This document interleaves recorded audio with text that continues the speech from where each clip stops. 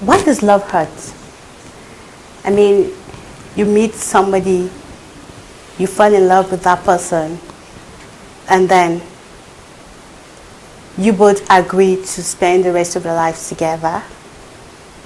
You both become so attached to each other, and all of a sudden, that love turns out to hurt you. Sister Zulaiha, why do you think love hurts in a relationship? After finding love and you're happy, you're in love with this person, and you're planning to spend the rest of your life with that person, and all of a sudden the love turns out to hurt you. Why do you think it happens that way? I think the topic we're driving at is domestic violence, and it's such a sad topic to discuss because ordinarily it's not something that should be happening in a loving relationship. And that's why the domestic violence is also called intimate partner violence. It's something that happens between two people that are supposed to be in love with each other, partners. Yes. It can happen outside of marriage where people are cohabiting together. It happens in the home anyway. It happens in the home environment, and it can involve men and women. I mean, the victims could either be male or female. Yes. It can also involve violence against children, as long as it's all within the home setting. It's domestic violence. So we'll be wanting to see what are the practical steps to avoid domestic violence, because it's something that should not occur in an atmosphere of love, which is what relationships are about.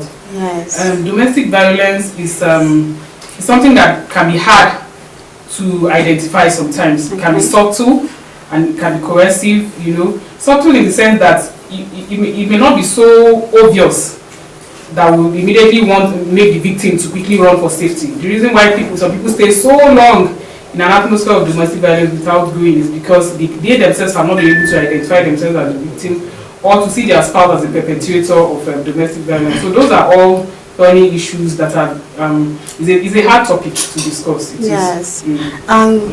What do you think are those major factors that causes this domestic violence and violence, abuse between partners?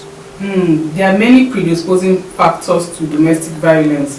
The fact that one person wants to be in total control of the other person, which is an anomaly, because ordinarily as human beings you should not seek to control when you're not God. You should not seek to totally control every affair of another human being. Even if the person is your child, is your spouse, you don't have that right to want to totally control what. So when somebody now wants to be in such a control, that's where it gets out of hand.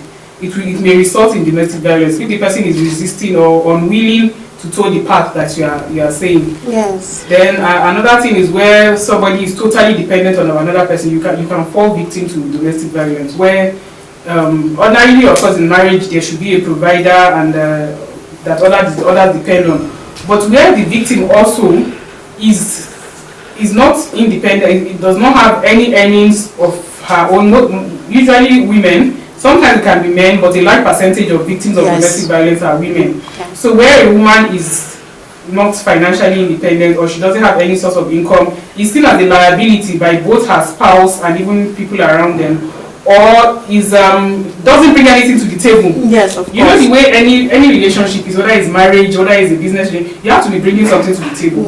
If you are coming with nothing, it will be easy for the other person to take advantage of you, because you don't have any work. So those are the factors that can predispose one to domestic violence. And then the atmosphere that is causing it again can also be this issue of I want to control you, you are resisting my control, and also those are the things that can lead to. And I think I'll also add up to maybe if the victim, if one partner maybe is being brought up in a very violent environment, so the partner maybe takes it to be part of part of his livelihood, and feels it's normal to be an abuser because he grew up in such kind of environment. In fact, what psychologists will tell you is that a large percentage of perpetrators of domestic violence grew up in that kind of environment. It has become their own normal, because they grew up seeing their parents behaving in this way, or the people around them, being violent. And this violence I'm talking about, it can take many forms. It can be verbal.